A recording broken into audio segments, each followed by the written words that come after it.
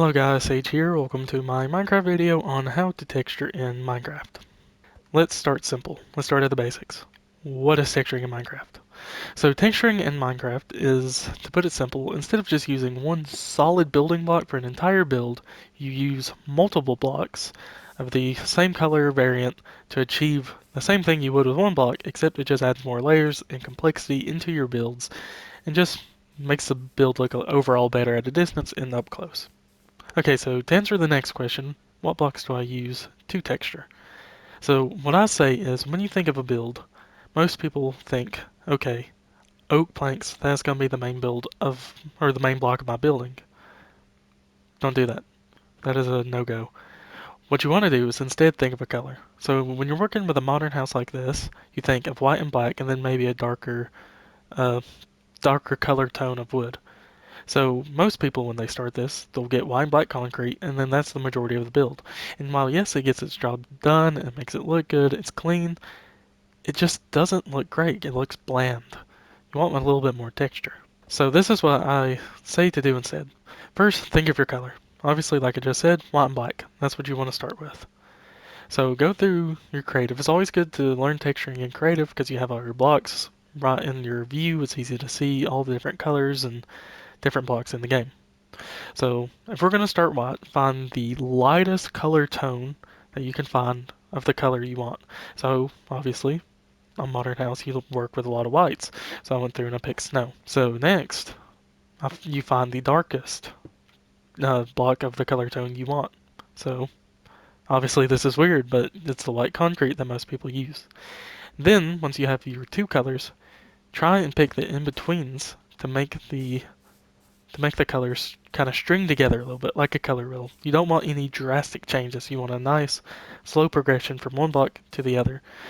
As you can see here, we have snow blocks, and then it goes into white wool, then it goes into the white concrete, and then finally or white concrete powder, then it goes into the white concrete. It goes all through the palette that we have. Okay, next. So how to texture. So this is where your palette that you just created is going to come in super handy.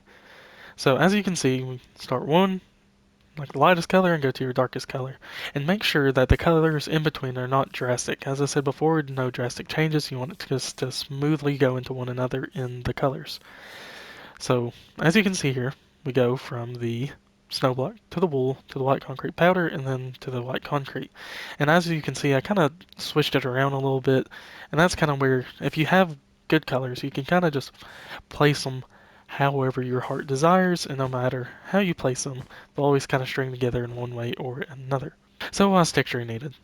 So texturing is, as I said before, it just helps with giving a build complexity in layers. It makes a build your own. It doesn't look like you just stole it from somebody, stole it offline. It gives a build character, and a character that's unique to your build, as very rarely is someone going to use the same blocks or put things in the exact same pattern as you did in your build. And to look at a little bit more texturing, a little bit more examples, we'll look around the small world that I have because I delete a lot of my worlds, but this one I kind of kept to build a lot more of my houses because I'm a little bit more proud of these builds than my last ones. So here is a good build. Don't mind this. This is terrible. But a good way, and this is a good example, is you can also texture roofs the same way. Now this is a good starter home, doesn't use a lot of complicated blocks, stuff that's very easy to get, and just adding slabs and stairs into a house like this makes a house look really good and just really weathered. Also, it is fine if you use the same kind of blocks.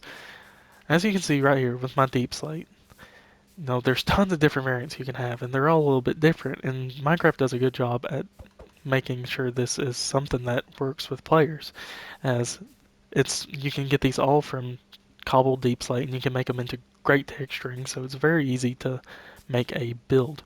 As you can see, we got cracked stone, we got mossy stone, we got chiseled stone, just everything like that really helps the build come together. Now over here is probably my favorite house other than that, because we're making that in a server where we're going to sell it. Uh, Here's probably my favorite house, just because it's really my kind of build, it's my build style, and just the texturing looks great in it. As you can see, once again, I use the deep slate. I really like deep slate. Uh, it's just all one block, easy to get, and it all strings together, gives the house, looks cracked, looks weathered, but it keeps the house looking unique in its own way. Okay, thank you guys for watching. I know the video was short, but I've recently got back into Minecraft and it's just something I've really enjoyed, and I try to keep this video short because it's something, if you talk about too much, it gets very boring, but it's something that's very helpful in Minecraft, and I think I'm decently good at it. So I thought I'd just put it out there, help people, and thank you for watching. Like, subscribe, send this to somebody you think needs help texturing, or maybe you liked it yourself and save it, why not? And I'll see you in the next one.